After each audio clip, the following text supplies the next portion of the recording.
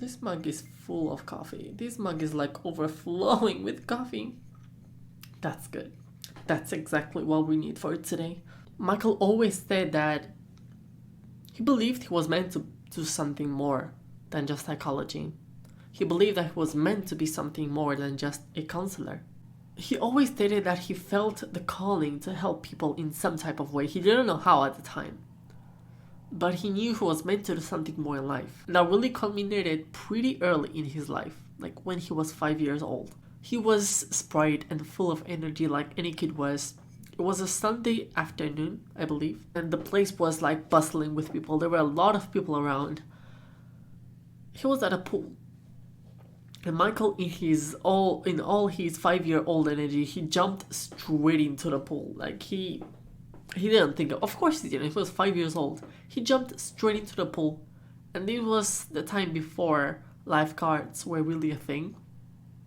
Because this was, if he was 5 years old, it was like in the late 30s, 1930s. Not a lot of lifeguards back then. So he jumped straight into the pool and started drowning. Michael began thrashing in the water. Water was starting to pour down his windpipe and into his lungs. He was practically drowning at this point. He didn't get to scream because he was being pulled underwater. Like all the moving around, it didn't help. It just helped bring him down even further. For a 5-year-old kid, that must be terrifying. Absolutely terrifying. But he remembered feeling weird.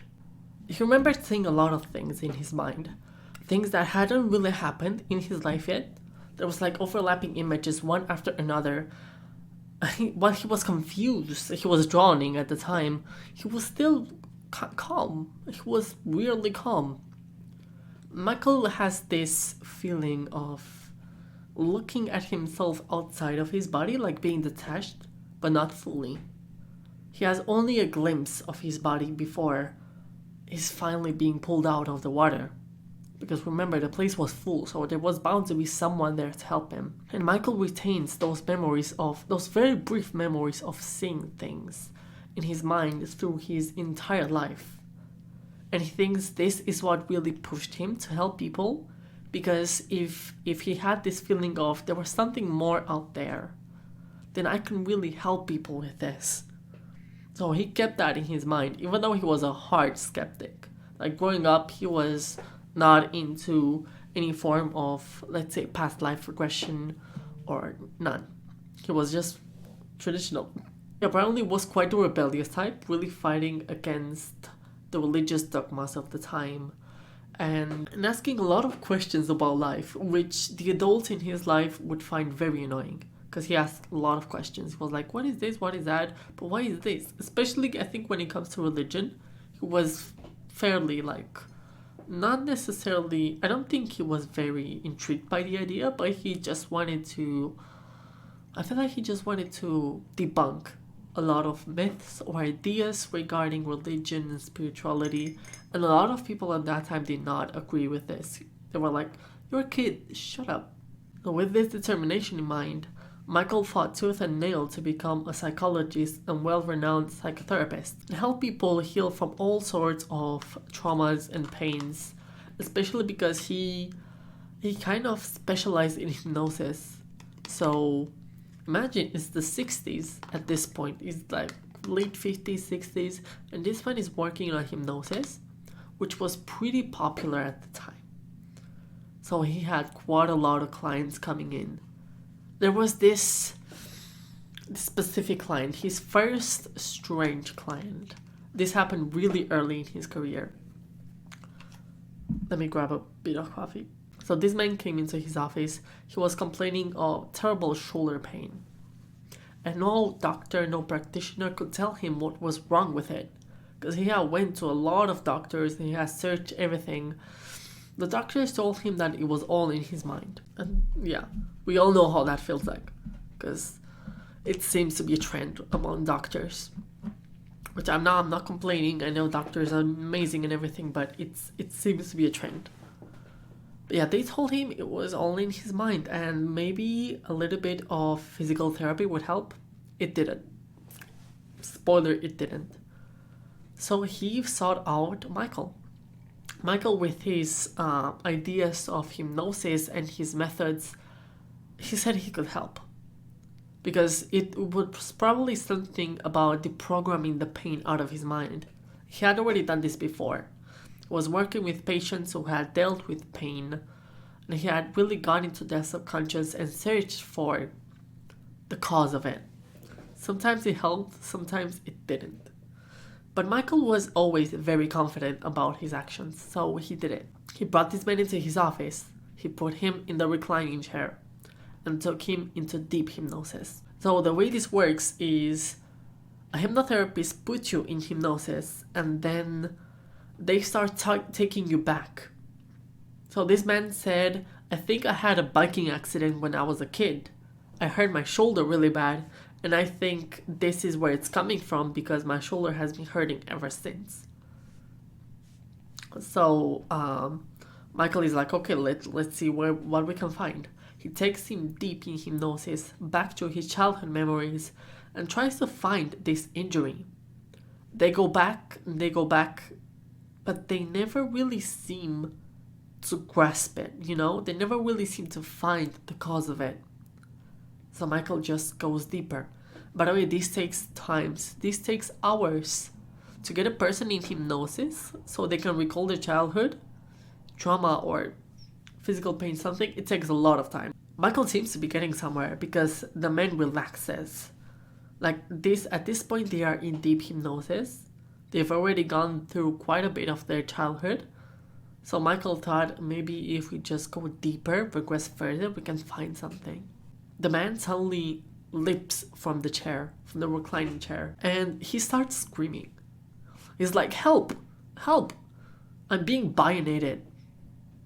Like, if you don't know what a bayonet is, it's those items that used to be placed, or it's an add-on to a gun, a weapon. It was used in the First World War.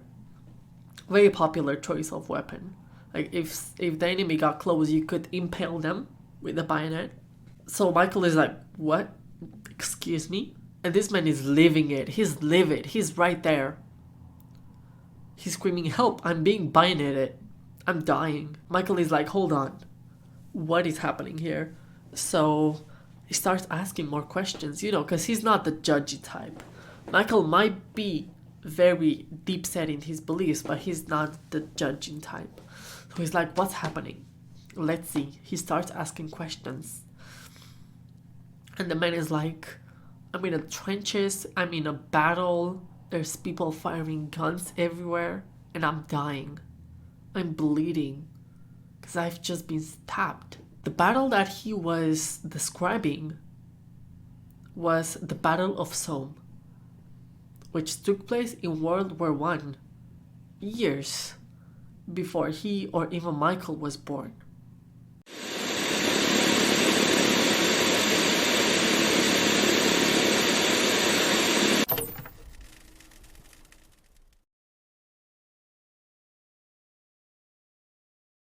So Michael is like, wait, hold on. What is happening here? From what you described, I don't think he was actually saying that. He was saying it in his mind. From what this guy describes, he's in World War I. He's in the Battle of Somme, which took place in 1916, I believe. This can't be it. So Michael was not believing it. He thought that maybe this guy had just an overreactive imagination, a very bright imagination, or he was just plainly making it up. It's kind of hard doing hypnosis to do that. It's hard to lie, and I really don't think it's possible. And Michael sort of knew that, but he didn't believe it. What is the battle? What do you see? The insignia on him, the uniform. The man started explaining, and the words just kept coming and coming.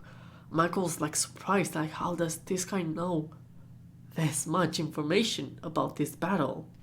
Maybe he was an avid, reader of books? Well, apparently not.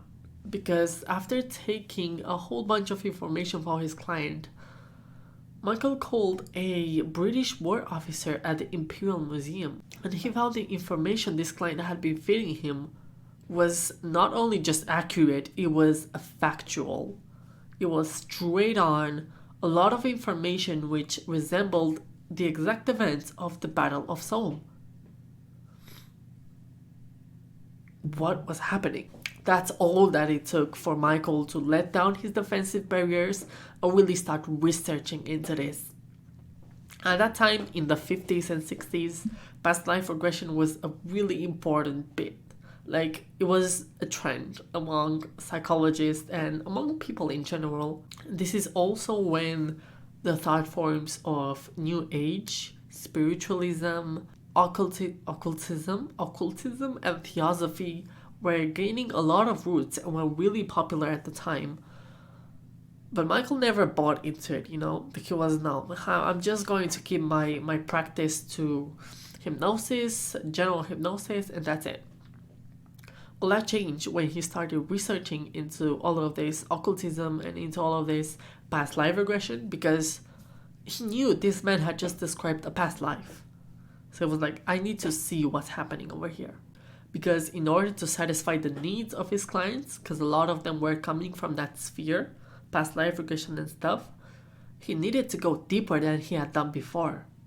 There were a lot of clients who came in complaining of problems that he realized might have been from another life.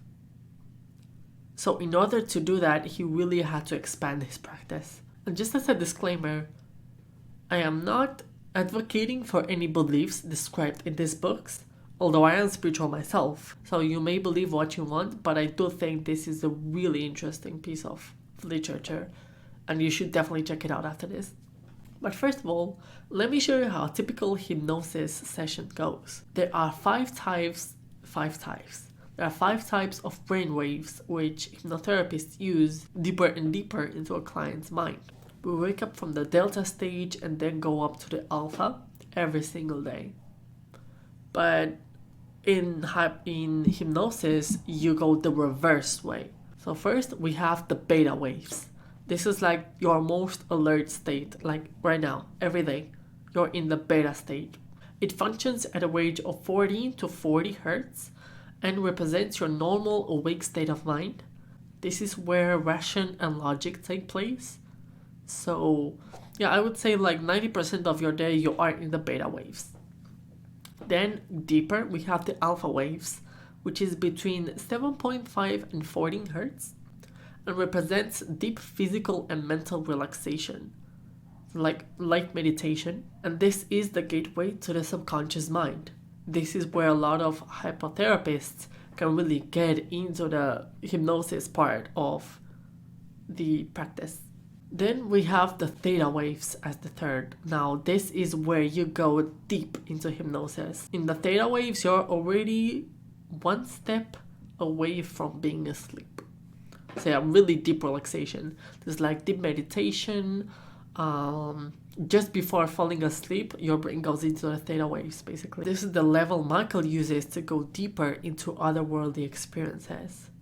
Now most psychotherapists, they use the gateway between the alpha and the theta in order to extract information from the clients. Michael did not do that. Michael straight up bypassed all of this and he went straight into the theta.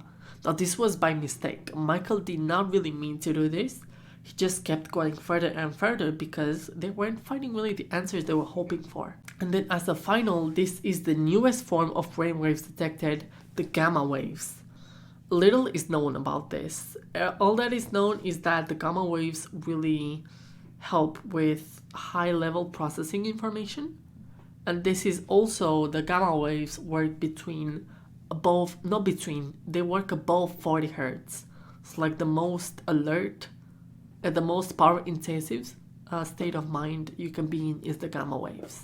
To get people into this state, like to get people into the theta waves, it takes hours and hours of practice. It isn't something that you just go in. It takes at least an hour and a half of hypnosis to get them into the correct state of mind that Michael desires. well, and the patient desires, and the patient client. But doing this, Michael learned of what he called life between lives. And this is where the book gets really interesting. This is the entire meat of the thing. Life between lives represents a totally different realm of possibility in which thought, feelings, and colors morph into a reality that's way beyond our physical constraints. And this helped a lot of people get past their traumas, but it also really provided a lot of information they could use in their daily lives. And subsequently, Michael would record all of this with the client's approval, of course, and he would use it to craft his book. Now, here's the thing. Michael never told his clients, at least not the life between life clients, the people who would go into the theta waves, which I'm going to explain more after this. He never told them that this was meant to be to heal their traumas or the psychological problems. The life between lives phenomenon was really meant as an information thing, like just extracting information, because if they really needed counseling, they would have to go to their own psychologist, not Michael. Michael would work on people who are hurting and who had problems, but not in this way. This was a totally different thing. And some people would not understand it. Some people thought they would come to Michael and Michael would find all of their problems and magically make them disappear because they remember stuff from back when. That is not what happened. So Michael always made it a point to ask them and to inform them that this is not a therapy session. Let's continue. There was this person who came to Michael in order to experience this phenomenon. Michael set them down in the reclining chair of his office, and he took them deeper and deeper into hypnosis. And this is how it goes. Firstly, in order for you to go into hypnosis, they need to prepare you. And the preparation part takes a bit. Like, it might take up to half an hour or an hour. They really go into like light hypnosis, putting you under a little bit just so you can really taste it. And then they would bring you deeper and deeper and deeper. First, they go to your most recent memories. Then they go deeper into your, years before coming here, see what you remember. Childhood memories, toddler memories, baby memories, and they would even go into the womb. Like, they would ask, what do you feel in your mother's womb? And to this point, it already took like an hour to get here. So they're in a really deep state of trance. Michael wouldn't stop there. Michael would go even deeper in order to reach past lives. After he asked what they feel in their mother's womb, they'd say, go further, go deeper. Tell me, what do you feel? The client responds, I'm in a Greek temple, and I feel like I've been here before. So maybe they're remembering a past life in which they were in ancient Greece. The client continues, there are tables, there are big tables around. It's like a study room, a study temple, and I can see my teacher Carla from here. She's so beautiful. Michael asks his client to describe this school to him, starting from the outside. The client goes, I see a perfectly squared Greek temple with large columns. And I recognize it because this is where I go after each cycle. What Michael had been doing was going beyond past lives, actually taking them to the point they would die, the point of their death. Better said, because they didn't die in the office. The point of their past death. And then go even further, asking, what do you feel? What do you see? Who is there? All the clients remembered feeling out of body, feeling just being pulled out. All of the pain was gone from the physical body. But they still felt a sense of sadness seeing their bodies sprawled on the floor in the hospital or wherever they were. And then Michael would actually take them deeper and deeper into the afterlife. This is what he called life between lives. And it makes sense, life between lives meaning the afterlife life. This is a really complex world Michael is describing right here. There's teachers, there's spirit guides, there's temples apparently, like this woman describes. So Michael asks, why a temple? why is there a temple in the spirit world? She says, well, I just remember it that way because of my previous lives in ancient Greece. So it makes sense. It appears a lot of people just not make stuff up, but see a lot of things from their own point of view in the spirit life. Michael tries to gain more and more knowledge about this. Do the people in there look human to you? How do the spirits look? The client says, yeah, there's more women in my group though than men. Michael asks why, which is a fairly normal question to ask in this case. Because that's the balance they're most comfortable in right now. So what this person is describing is spirits who have lived a lot of lives. They do kind of choose which gender to kind of show themselves as. In this case, valence is used very good because it kind of describes the state of balance in chemistry. So in this case, a lot of spirits felt most comfortable in human female bodies. Michael concluded that a lot of these spirits kind of look like orbs. A lot of them look like just passing orbs or flowy light, nothing more. But there were these people, this group of people who kind of looked normal, like normal human beings, but with a fuzzy halo around them. As Michael remembers, all of his clients describe this fuzzy feeling, this fuzzy, effect as being white. But in this case, Michael is about to learn something much more deep than that. There's a huge library in the temple with tables, very big tables, and a lot of people just gathered around. They're hushing. They're talking in hushed voices. Who are these people to you? Michael asks. They're my friends, of course, she says, like very very indignantly. These are my friends, of course. There are about 20 of them, but I'm not close to all of them. I'm only close to like 5 of them. Michael describes in his book that a lot of people really get into their images, into their experiences right there, and when they're in deep hypnosis, they might not remember, or they might just totally ignore him. And it would take time for Michael to grab their attention again. Oh, I just dropped my coffee, almost. There's also the moments in which Michael actually gets into fights with them, verbal fights, because he kind of offends them. While they're talking about the spirit world, Michael might ask something which kind of offends the spirit, and they're like, excuse me? So he says, can you get out of the temple and look around for me? Are there people around the temple? The client says, yeah, there's a lot of people. There's like hundreds of people, but I can't see them. How do they look like to you? Why can't you see them? They're like very blurred and into the distance. I can see some of them. I recognize all of them though. Michael is kind of confused at this point. He was like, what do you mean you can recognize them? Didn't you say you didn't know them? The client says, yeah, but I can recognize them by their mind and also by their colors.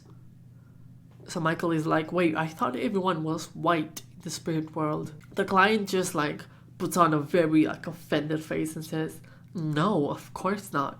Like, Carla is yellow and I'm a reddish white. So Michael's like, what do you mean? What does the colors mean? The client goes into a deep explanation that Carla is yellow because she's had more experience and she's a guide. Carla is actually the client's guide, which guides are like the spirits who are meant to help other spirits. They choose very small groups, like very few other spirits, in order to guide them into different lives. And with more experience gained, their kind of aura, their energetic field turns yellow. So for souls who possess a white color, they are in the beginning level.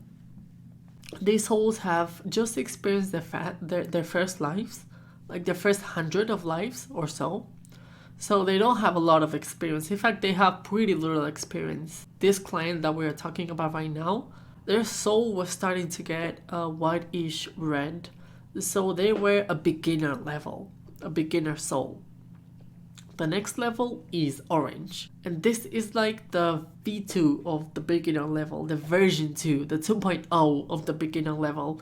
Like they've experienced some stuff. They're pretty noob still, but they've still experienced quite a bit. Now the next level is the yellow, which was the color Carla? Yeah, the color Carla was. Yellow marks the beginning of the intermediate stage. At this point, a soul has gathered plenty of experience and has gained some wisdom, enough to kind of become guides to other souls. And green is the second stage of intermediate, and these are the souls who are a little bit more mature.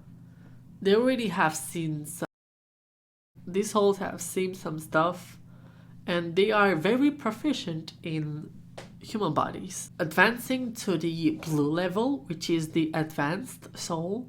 Now these souls have already the full right of to call themselves teachers and guides, and because they've had thousands of years of experience in earth life, so they're already they're advanced. They're really advanced.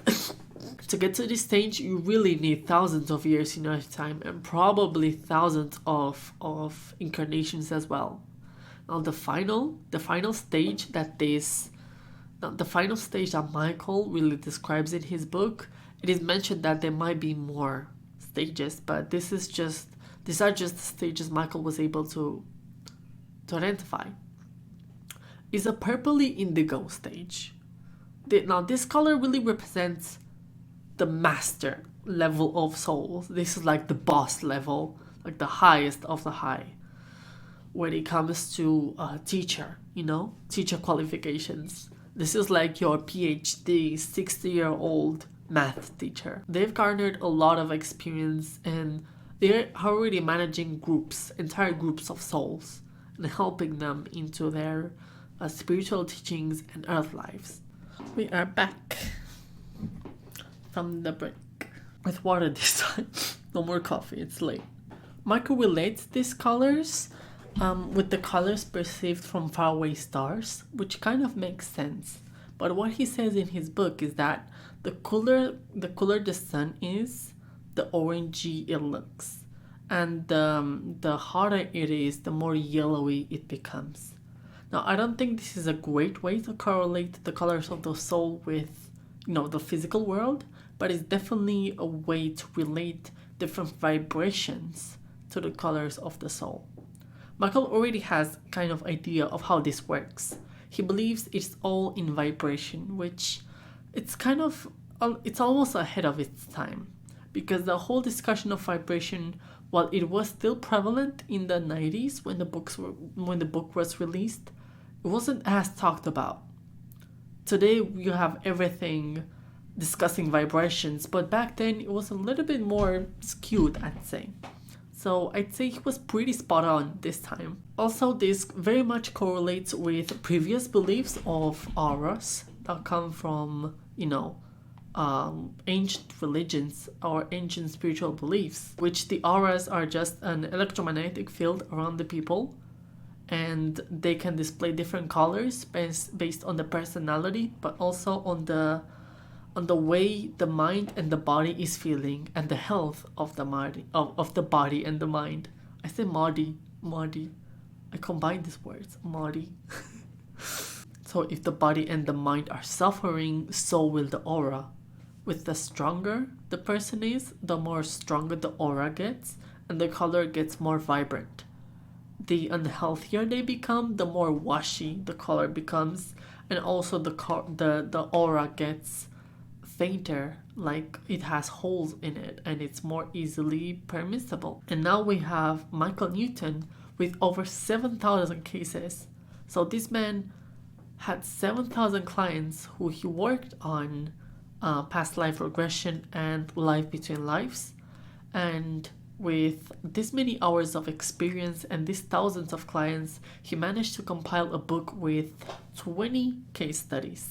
And this book was called Journey of Souls, Case Studies of Life Between Lives.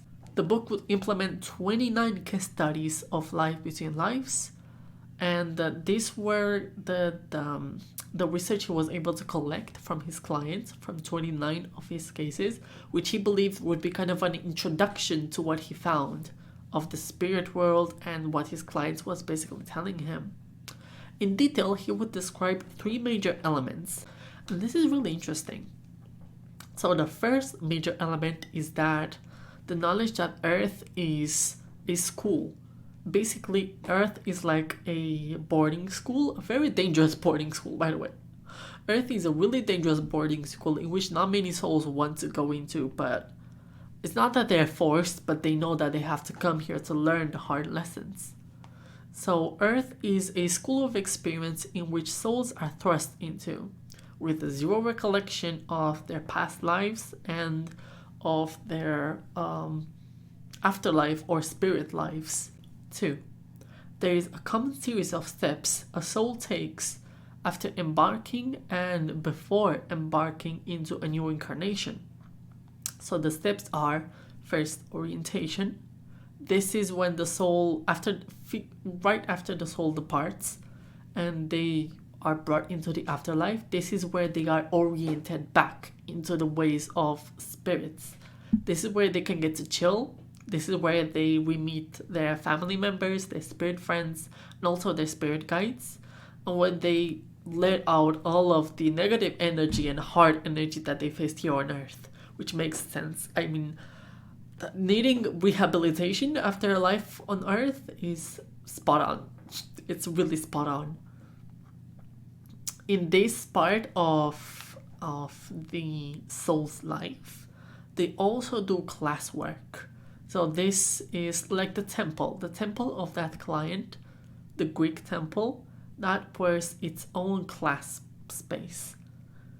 Each soul has their own class space with its own group, and that's where they kind of look over their previous lives and what they were able to learn from it and how they're able to grow from it. And then we have the preparation stage. This is after the soul has gotten its sweet time to spend in the afterlife.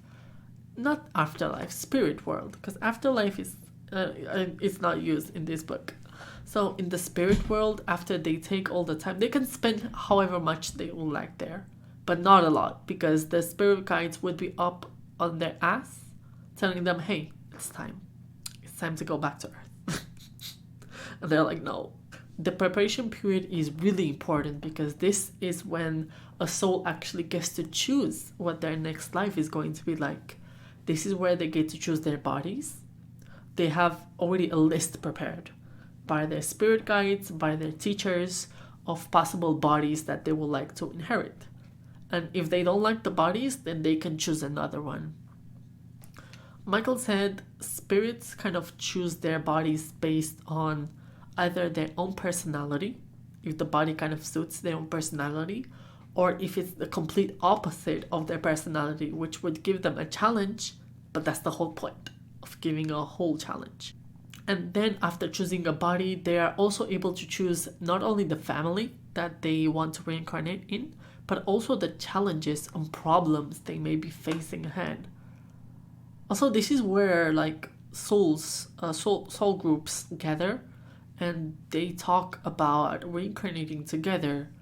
Some of them might even coordinate, like in a play. Hey, I'm gonna be the dad. You're gonna be the mom. I'm gonna have trauma, and you're also gonna have trauma. It's that kind of thing. So after the preparation period, they meet with the Council of Elders, where they talk about their next life and what they want to accomplish. Not a lot is known about the Council of Elders. Michael doesn't talk about it a lot because his clients don't really get into much into detail about them, but they all mention them in different ways. Some of them might call them Council of Elders, some of them might call them Masters, or they're basically very old souls, very powerful and old souls who help people, who help souls reincarnate, who give them a pep talk. This is especially true for souls who are problematic on Earth. Like if they were horrible, straight up killers, murderers, serial killers, cat killers, dog killers. The Council of Elders is up on them. They're gonna be sent straight there to have their shit talked. And sometimes if the soul is not able to be rehabilitated, they won't be sent back to Earth. I kind of fucked up the order. The soul planning, the life planning was supposed to be number 3, but you get the meaning, you know, you understand the 3 main elements. Preparing for departure, preparing for embarkation, and the orientation period. Michael already had enough popularity at the time to really release his book because he had worked with thousands of clients already, so he was very well known in this sphere of hypnosis and past life regression. But with this book released, he became even more known. Like, this book exploded. At this time, the time of making this video, the book has over 700,000 copies sold in English only. So imagine how many copies there are in other languages as well. It's pretty insane. There's a lot of copies out there. And now Michael Newton, a man who vigorously declined any sort of spiritual belief in his life before he got into this, he closed his practice to every other type of hypnosis treatment or psychology. He only wanted to concentrate on life between lives, on his clients, and he did a great job. So much so that he was practically bullied in 2001, 2004. I don't have the facts straight, but in the early 2000s, he released his second book, which was called Destiny of Souls. He was practically bullied by his fan base to do this because he didn't want to. He didn't want to release another one. He really just wanted to get his knowledge out there, but he didn't want to become this kind of famous father figure of spirituality or of hypnosis. He was just doing his thing because he was a curious person, you know. He always had curiosity. Now, of course, this brought him quite a bit of fortune, which he deserved. His second book was also super popular, but yeah, he didn't really want to do it.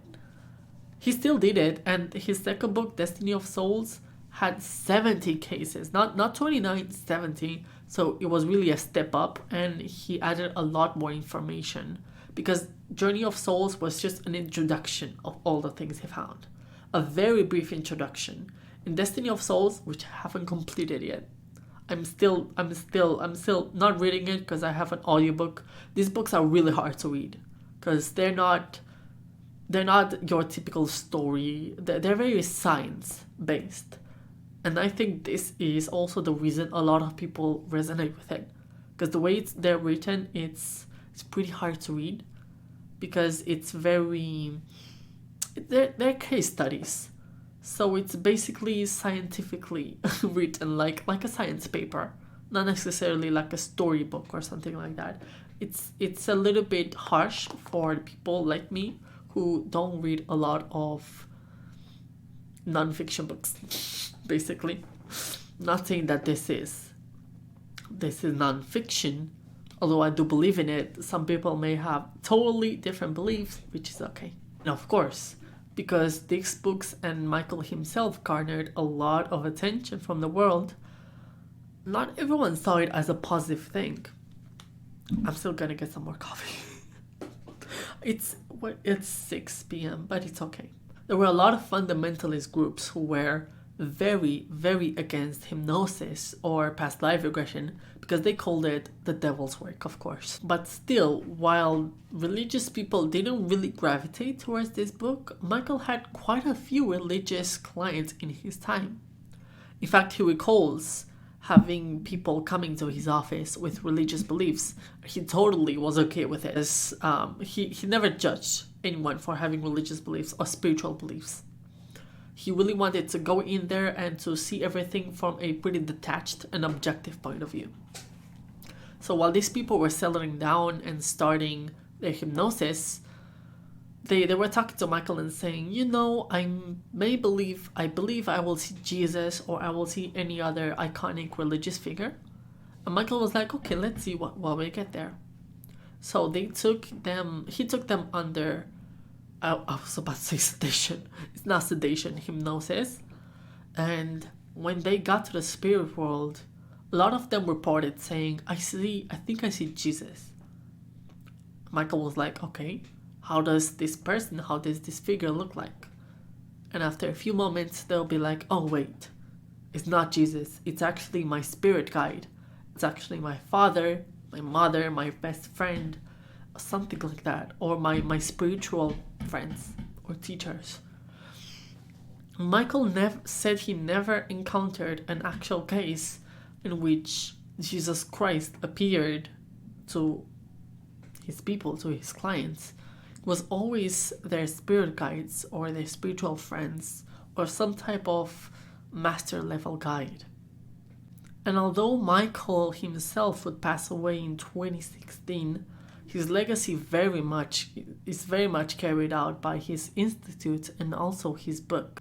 The Michael Newton Institute is right now helping a lot of professionals really get into life between lives and learn the teachings of Michael Newton and how to get clients into deep hypnosis so they can see their past lives themselves and also their spirit lives. So if you would be interested in something like that, I'm going to leave Michael Newton's Institute link down below. You can check it out. Also, you can read all about him. He has quite a few interviews on YouTube which are really interesting. He seems like a really genuine man. Michael released 3 books in his life. The first one, Journey of Souls, the introduction to his whole theory of life between lives. Destiny of Souls, which was another level deeper into his learnings and his studies into life between lives. And finally, the third book, which was meant to be shown to psychotherapists and hypnotherapists. This was based on the first book. Everything that I said, which was not a lot, it didn't even cover 5% of the book. And Destiny of Souls is so much bigger. So, hold on. There was how many hours? 8 hours of audiobook. I couldn't read it. I just had to turn to an audiobook. And I think Destiny of Souls is 12. So there's a lot of it to learn. There's a lot to read. This video only covered a tiny portion of it, and I think it's so interesting. Even if you don't necessarily believe in this, it's such an interesting book to read, and I certainly recommend it. I'm gonna leave the links to the book down below. You can check them out. And please let me know if you liked the video, and let me know what you think of this. Michael Newton he seemed like a really nice guy. He's like a really nice, down-to-earth person. And many people did not resonate with his learnings, his teachings, but they did resonate with the person who he was. A very kind and gentle person who only cared about healing people and accidentally discovered a whole new world which was really beyond him.